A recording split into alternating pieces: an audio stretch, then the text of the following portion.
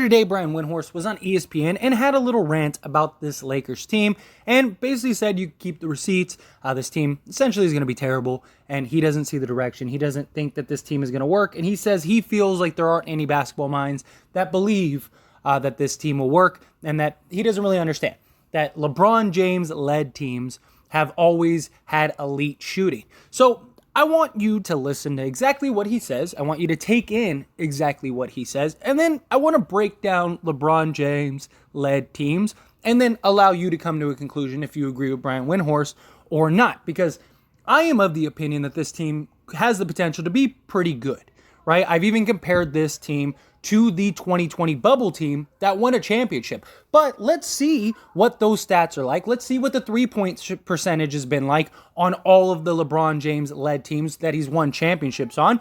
And we'll break that down and that analysis, and I'll leave it up to you to decide. So here is what Brian Windhorst actually had to say. So you're looking at all these guys who don't shoot the ball well in a league where shooting is not only at a premium, but for the last 15 years in this league, every team that's had LeBron James, it's shooting.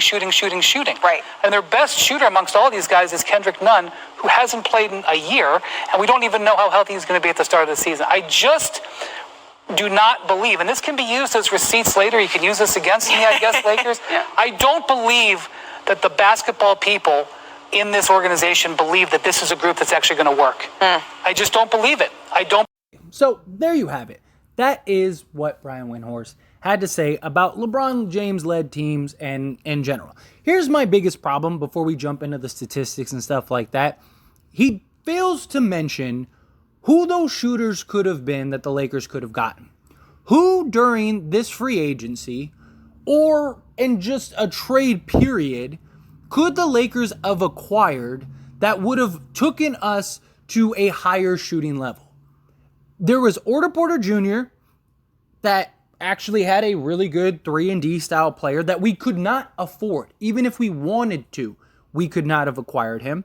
And then Gary Payton II, who doesn't shoot threes at all. So who were the other genius guys that Brian Windhorst had the Lakers signing this season? Like that's something I would have loved to hear him say. You know, like if he would have said, oh, the Lakers should have went and got this guy or that guy or this guy or that. Like he's saying that this team was put together. Like Rob had all these options and just decided to put these guys together. It's just a silly argument. But let's break down, right? So here you have the LeBron James-led Cleveland Cavaliers team, right? They won the championship that year. This team had they had two players shoot 40% from three in J.R. Smith and Matthew Dellavedova, right? And they only took a total of 239 threes between all of them. J.R. Smith was a shot chunker. He took 510. So J.R. Smith was their best three-point shooter by size as well as percentage. Matthew Dellavedova took literally half the amount that J.R. Smith did. So he literally took like 2.5 threes a game, Matthew Dellavedova, where J.R. Smith took almost 3 and shot 40%, right? Okay, as a total. Next up, LeBron James shot 30%, which is one of his worst three-point percentages of his career, if you look at all the stacks. Then you had Kevin Love, who shot 36%. Richard Jefferson that year shot 38%, but he only made 66 threes a game, so he didn't even average 1 3 a game. And then after that, it just falls off a cliff. Mo Williams shot 35%. James Jones, he shot 39%, but he only took 41 total that entire season. And like one of those games, he shot like a quarter of those. So they weren't like just stacked front to back, full of just elite three-point shooters. This is a team that LeBron James won a championship with, and they weren't stacked front to back with three-point shooters. They had 2 guys that shot 40%. Only J.R. Smith was the one that shot an actual large number of threes and 204. Matthew Dellavedova had 98. Now, their total three-point percentage was 36.2% as a team. As a team was 36.2%. Keep that in mind. Next up, we have the LeBron James led with Ray Allen Miami Heat team, right? You had Ray Allen, you had Mario Chalmers, who was shooting lights out from three, all that stuff. Now, this team, while they were together, they had Mario Chalmers at 38%. Then they had Ray Allen at 37.5%. Then you had LeBron James, who had one of the better three-point percentages of his year at almost 38%. This team, after those three guys, had nobody shoot over 34 to 35%. You had Michael Beasley, but he only took like 23s that entire season. So counting him out, guys that actually had sample size, you had nobody shoot over 34%. This team, again, as a total, shot 36.4%. So LeBron James led teams have shot roughly 36% on the Miami and the Cleveland Cavaliers team, primarily because they had two guys and both of those teams that shot roughly 40%, and you had LeBron James shooting 38%. Like, so you have basically three guys that shoot the majority of three-pointers shooting at an impressive rate, right? An above league average rate. Now, let's look at the Lakers team, the bubble team, the one that won the NBA championship, right? You had LeBron James at, we'll round it up to 35%. Your next closest was Kentavious Caldwell-Pope, who had 38.5%, right? He only made 92 threes that entire season. That means he only made roughly 1 3 a game, 1.5 threes a game. He only attempted 3 3-pointers a game and shot 38.5%. That was your best three-point shooter next to Dwight Howard, but he only shot 3 of them. Then your next best was, again, Danny Green at 36.7%, and he only shot 120, or only made 123s, again, on basically 3 3-pointers per game. You had Kuzma at 32%. You had Avery Bradley at 36%, but again, he only took 63, or only made 63. This team was terrible from three-point range, and as so, their total three-point percentage was 34.9. So they were terrible from three, and they won a championship. Let's look at what the league average is this season, or this past season, right? So based on the Miami and Cleveland teams, we're talking 36. Miami would be in the 6 to 8 range, roughly, because Charlotte shot 36.5%, and then the fifth was 37. So they would have been Cleveland and Miami based on this past season. Because remember, Brian Windhorst said, oh, we're in a premium for three-point shooting right now. So those teams would have been roughly league average. Okay? I'll give them that. Roughly league average in three-point shooting. They would have been they wouldn't have been top 5 in the league. They would have been number 6 to number 7 in the league this past season when it comes to three-point percentage. Now, let's look at the Lakers bubble team, which is the team that I keep comparing this team to. Lakers bubble team shot 34.9, we'll call it 35%, right? Lakers bubble team shot 35%. Here is where the Lakers would have been this season. They would have been almost as good or almost as worse from three as last year's Lakers team was. Last year's Lakers team was 34.7%, and the bubble Lakers were 34.9%.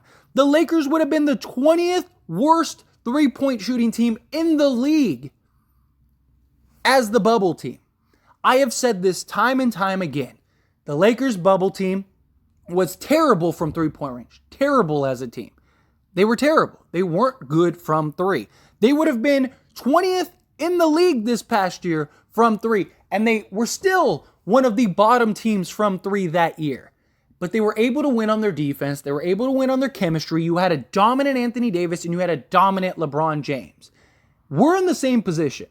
This Lakers team this year has multiple guys that can shoot 38 to 40% because they've done it in past years. Walker had a season where he shot 40%. LeBron James last year shot about 36%.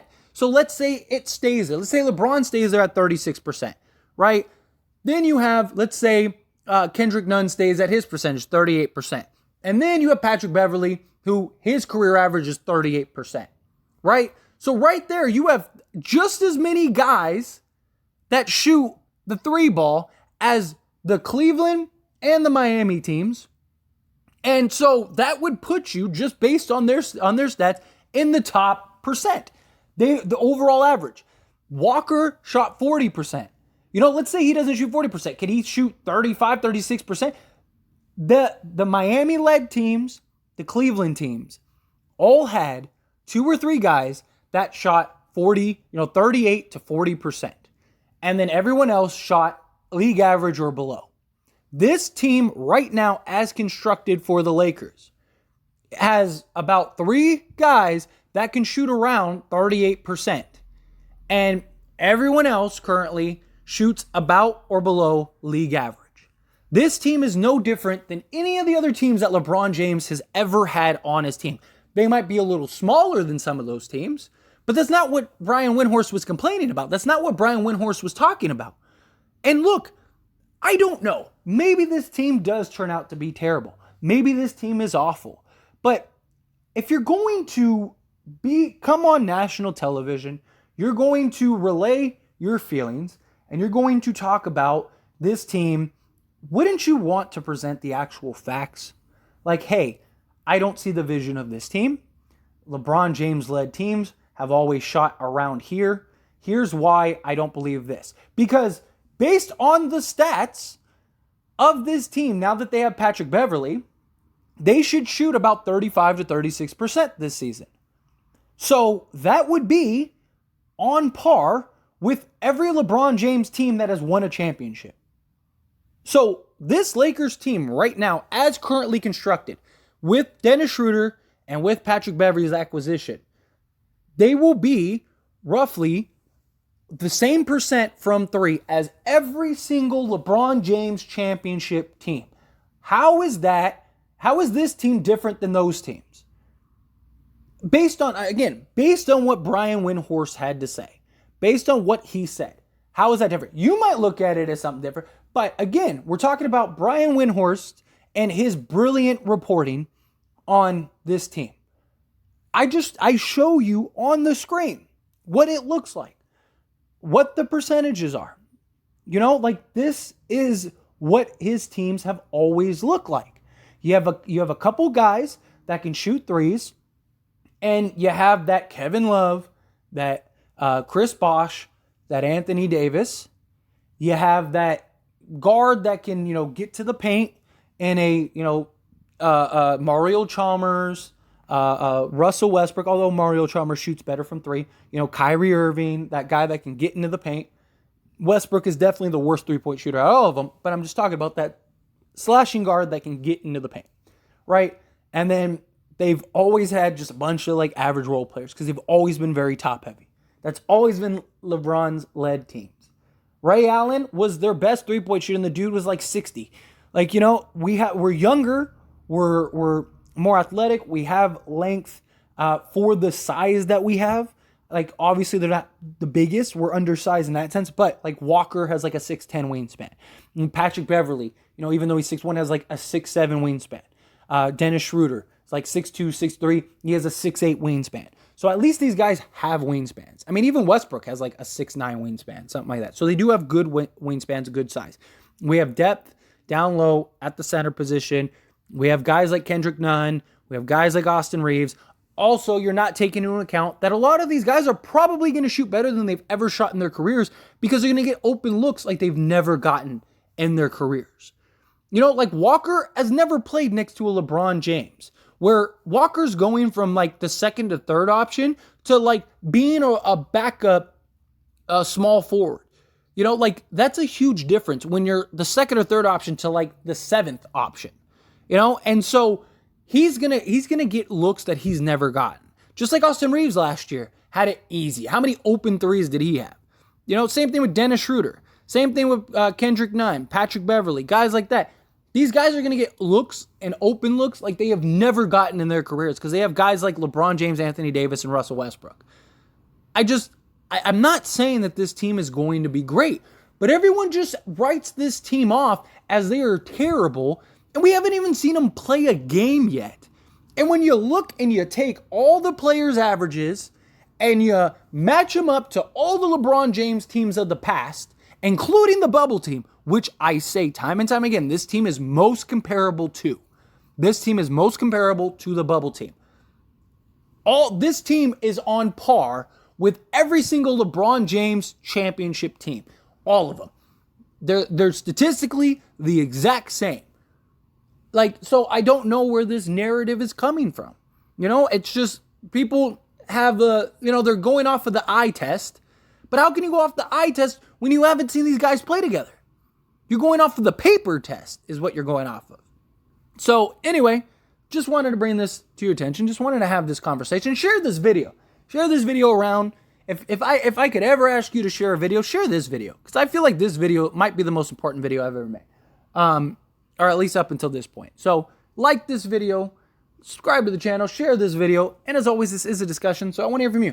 Let me know your thoughts and opinions down in the comment section below. Do you agree with me? Quick little shameless plug, everyone. If you enjoy my videos and commentary here on this channel, As It Stands Lakers, then check out the link down in the description below and go subscribe to As It Stands. Believe it or not, As It Stands was the first channel. If it wasn't for that channel, this channel would never have existed. Because of the success of that channel, it led me to want to create this Lakers channel. So do me a huge solid. If you're not subscribed over there, go check that out. Go subscribe over there. I talk all things sports, all teams, things like that, not just the Lakers. So if you just enjoy my commentary and want to hear me talk about other things, or you just, are a fan of other sports and other teams, go check that out. I promise you will not be disappointed. That being said, hit that like button. Helps me out a lot. Lets me know you enjoy these types of videos, and I truly appreciate it. If you're not subscribed to the channel, hit that subscribe button, followed by the bell notification. Stay up to date with all things sports. Join this wonderful community and all of our discussions. I'll see you all in the next one. Thank you.